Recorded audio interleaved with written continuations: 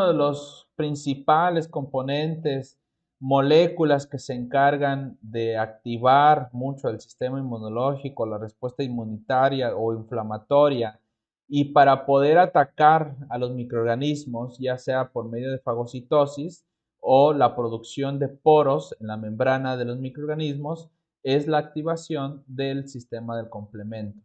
Entonces, prácticamente el complemento se puede llegar a hacer por diferentes etapas, que primero sería reconocer algunos patrones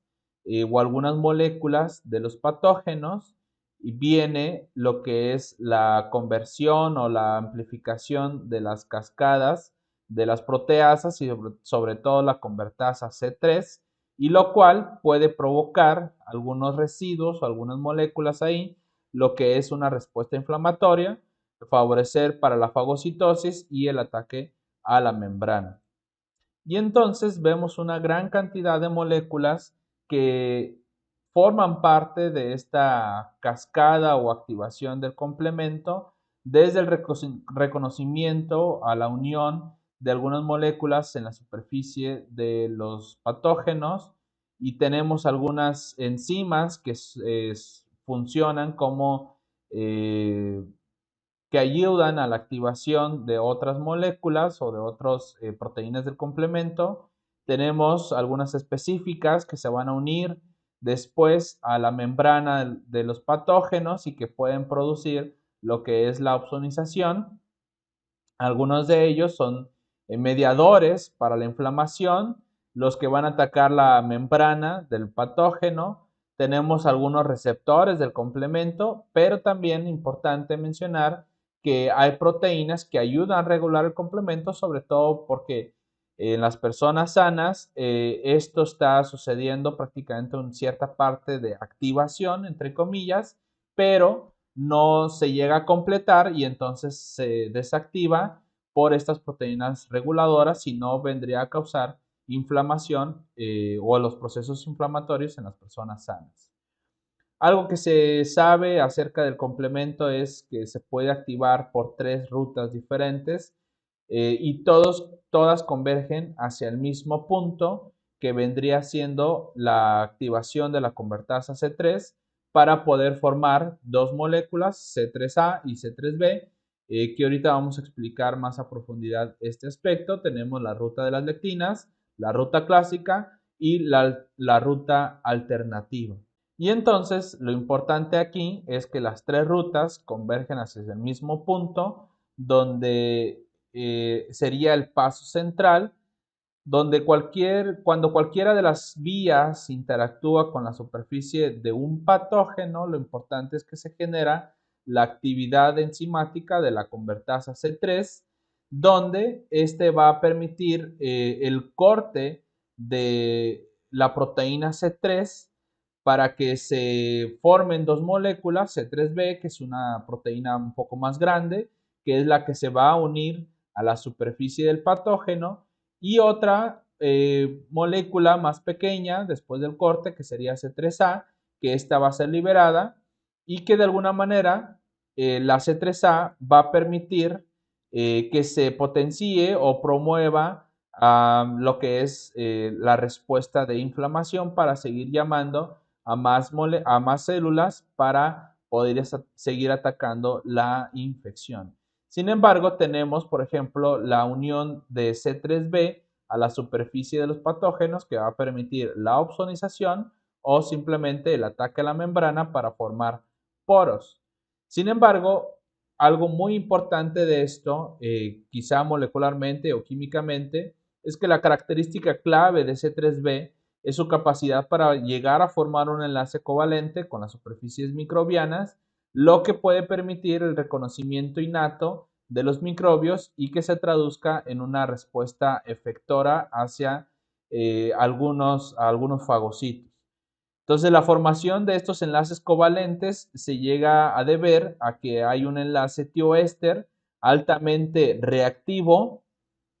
que está oculto dentro de la proteína C3 normal antes de ser cortada, y entonces la convertasa C3 llega a cortar esta proteína C3 y libera los dos fragmentos, que uno sería el C3A, que se producen en grandes y bueno, luego se producen grandes cambios conformacionales en C3B que permite que el enlace tioéster reaccione con un grupo hidroxilo o también puede ser con un grupo amino de la superficie microbiana cercana. Si este no se llega a establecer ningún contacto o ningún enlace, el tioéster se hidroliza rápidamente y se inactiva el fragmento C3b, que es una forma en que la actividad de la vía alternativa se limita a un área objetivo en individuos sanos. Entonces es una forma de decir, esto se regula al no encontrar un grupo hidroxilo o un grupo amino de las células microbianas o de los patógenos, y entonces pues aquí termina prácticamente. Y entonces, solo para mencionar, bueno, tenemos la ruta de las lectinas para llegar a la conversión o a la activación del complemento de C3. Y entonces, prácticamente, recordar que muchos microorganismos en su pared celular o en sus superficies tienen moléculas que lo pueden llegar a reconocer estas proteínas llamadas MASP, en los cuales las bacterias tienen residuos de manosa, que es lo que se va a poder llegar a reconocer para poder unir o activar el sistema del complemento. La vía de la lectina puede ser activada por cualquiera de los 4 receptores de reconocimiento de los patrones. Y por ejemplo, el primer receptor de este tipo que se llegó a descubrir fue la que le podemos observar con las siglas MBL, que es una lectina de unión a la manosa. Y entonces esta se puede llegar a sintetizar en el hígado. Esta es una proteína oligomérica formada a partir de un monómero y que podemos observar que tiene varias cadenas y varios puntos importantes para poder reconocer las manosas de la superficie. Y entonces lo que va a suceder es que se van a unir las C4, por ejemplo, a las MASP2, lo cual va a permitir también una escisión o un corte en el cual se va a unir la C4b a la superficie del patógeno, y entonces luego hay otro corte por la C2, el cual la parte B, C2b, se va a unir a lo que estaba ya con el C4b. Y entonces viene también una proteína, ahora la C2, la cual también va a ser cortada, solamente que la parte más larga o más grande es la C2A, que se va a unir con la C4B. Y entonces viene ahora sí la proteína C3, entonces es activada, la convertasa C3 es cortada, y entonces el C3b puede empezar a unirse a la superficie del patógeno. Viene la vía clásica, una proteína un poco similar de la vía de las lectinas, solo que aquí se utiliza un sensor de patógenos conocidos como el complejo C1, que prácticamente viene siendo esta. Al igual que el complejo MBL o el MAS, el complejo C1 también podemos observar que está compuesto por una gran subunidad que estaría la C1K o C1Q, que actúa como un sensor hacia los patógenos, y tenemos dos serinas proteasas que vendría siendo la C1R y la C1S, que inicialmente están en una forma inactiva. Y entonces la C1Q es un hexámero, prácticamente 6 unidades de trímeros compuestos de monómeros que contienen un dominio globular y un dominio similar al colágeno, que por eso podemos observar aquí la región de colágeno de carboxilo terminal. Los C1R y C1S están estrechamente relacionados con el MASP2 y un poquito más alejado hacia el MASP1 y el MASP3. por lo cual se menciona pues como si fueran cuestiones evolutivas. La función de esta molécula o del C1 es que reside en las 6 cabezas globulares que podemos observar en la parte inferior, el cual,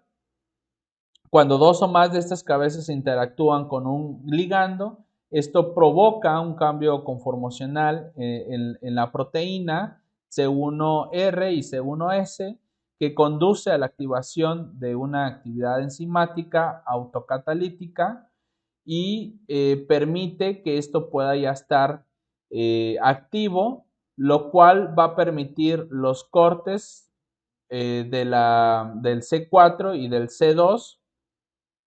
el cual el C4b también se une a una molécula de C2 que se escinde por o que se corta por la C1S para producir una serina proteasa de la C2A, muy similar en las lectinas, y que esta es lo que se produce la convertasa C3 para ahora sí poder cortar a la proteína C3 y que se pueda unir la C3b a la superficie del patógeno. Y entonces pues vemos las proteínas que participan en la vía clásica. Prácticamente podemos mencionar que la vía clásica, su nombre es porque fue la primera descubierta, la primera que se conoció. Y entonces tenemos la vía alterna. La vía alterna no es más que decir, bueno, fue la segunda vía que se descubrió. Las lectinas, vamos a decir que tiene un poco menos de tiempo en su descubrimiento. Y entonces su característica clave que tiene esta vía es la de activarse de una manera espontánea. Entonces la vía alterna se puede llegar a activar de dos maneras diferentes. La primera sería por la acción de la lectina o vía clásica, donde esta se va a generar prácticamente un C3b que se va a poder unir a la superficie del patógeno y entonces esto prácticamente ayudará a que se pueda unir y activar el factor B, permitiendo que una proteasa plasmática que es llamado el factor D lo divida en dos partes. Una va a ser la BB y otra va a ser la BA. Y entonces la BB permanece asociada, estable, unido con C3b, como lo podemos observar aquí, lo cual se va a formar una convertasa. Y la segunda forma de activar la vía alterna es por medio de una hidrolización donde se forma un enlace tioéster en la C3, donde podemos observar aquí, es decir, no hay un corte todavía. Sin embargo, al momento de unirse el factor B, donde también participa el factor D, puede terminar de hacer los cortes para poder tener la molécula de C3b unida a la superficie del patógeno y entonces prácticamente unidos junto con el factor BB y el factor D, esto es lo que lo hace un poco más inestable. Sin embargo, aquí lo que participa es la properdina para darle mucha mayor estabilidad y entonces dejar a la molécula C3b unida a la superficie del patógeno y entonces pues se puede llegar a dar cualquier forma de activación o de eliminación del microorganismo, ya sea para la opsonización o la fagocitosis del microorganismo o la formación de los poros. Pero es importante mencionar que han llegado a haber o existir pacientes deficientes de la properdina y que esta deficiencia le puede llegar a dar alguna facilidad a algunos patógenos para provocar la enfermedad, como lo es la Neisseria meningitidis. Y entonces tenemos cómo el complemento facilita la fagocitosis, que sería la acción más importante del complemento. Sin embargo, esto ocurre cuando hay un reconocimiento específico de los componentes del complemento que se llegan a unir a receptores del complemento que están en los macrófagos. Estos receptores se unen a patógenos opsonizados con componentes del complemento, que puede ser el C3b y sus derivados proteolíticos. También puede estar el C4b, que también actúa como una opsonina. Y entonces tenemos, por ejemplo, lo que es el receptor de C5a, que esta prácticamente es una anafilatoxina que va a mejorar la fagocitosis y que es parte de la respuesta innata. Sin embargo, como mencionamos, hay componentes que fueron liberados y que van a ayudar a activar la respuesta inflamatoria, como lo es C3A, C5A y también C4A. Y entonces esto va a permitir el aumento de la permeabilidad en el flujo sanguíneo y va a permitir la llegada, por ejemplo, de las inmunoglobulinas. También va a permitir la facilidad de la migración de los macrófagos, los neutrófilos y también de los linfocitos, lo que permitirá con mayor eficacia la eliminación de los patógenos. Y por último, la formación de los poros por el complemento, ya que ahora sí participan más moléculas. Sin embargo, se tiene que llevar de alguna manera la activación del complemento completo, por así decirlo, donde se lleva el complejo o se forma un complejo primero por C6, C5b y la C7, en el cual después de que está formado este complejo, la proteína C8 puede llegar a unirse también para insertarse más a profundidad de la membrana del patógeno y entonces varias moléculas o varias proteínas de la C9 empiezan a unirse, a formar un complejo mayor y a polimerizarse. Y entonces alrededor de 10 a 16 proteínas de la C9 se unen para poder formar lo que es el poro. Y entonces podemos observar en una microscopía electrónica cómo se observa aquí el complejo ya del complemento para formar el poro, y aquí observamos las lesiones o los poros en los patógenos o en un microorganismo. Así es que muchas gracias por su atención. Nos vemos en los próximos videos.